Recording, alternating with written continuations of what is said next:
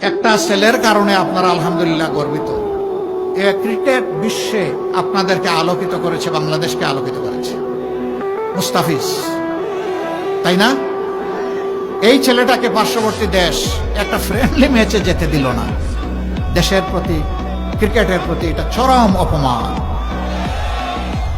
বাংলাদেশের cricket board এরকম বিব্রতকর পরিস্থিতি ভারতে গিয়ে আবার টি-20 খেলার সিদ্ধান্ত প্রত্যাহার করেছে।